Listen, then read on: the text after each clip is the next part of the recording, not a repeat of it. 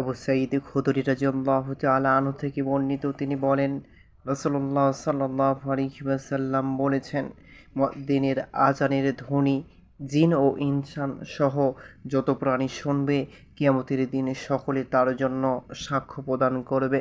রাসূলুল্লাহ সাল্লাল্লাহু আলাইহি ওয়াসাল্লাম বলেন, কিয়ামতের দিন মুয়াজ্জিনের গর্দান সবচেয়ে উঁচু হবে।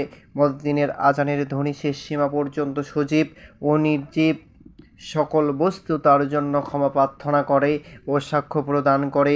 ওই আজান শুনে যে ব্যক্তি সলাতে যোগ দেবে, সে 25 সলাতের সমপরিমাণ নেকি পাবে। মুয়াজ্জিন ও উক্ত মুসল্লির সমপরিমাণ নেকি পাবে এবং তার দুই আযানের মধ্যবর্তী সকল সগীরা গুনাহ মাফ করা হবে। আযান ও ইকামতের ধ্বনি শুনলে শয়তান ছুটে পালিয়ে যায় এবং পরে ফিরে আসে। যে ব্যক্তি 12 বছর যাবৎ আযান দিল, তার জন্য জান্নাত ওয়াজিব হয়ে গেল। তার প্রতি আযানের জন্য 7 নেকি এবং ইকামতের জন্য 30 নেকি লেখা হয়। রাসূলুল্লাহ সাল্লাল্লাহু আলাইহি ওয়াসাল্লাম বলেন, ইমাম হলো মুসল্লিদের সালাতের জামিন এবং মুয়াজ্জিন হলো তাদের সালাতের আমানতদার।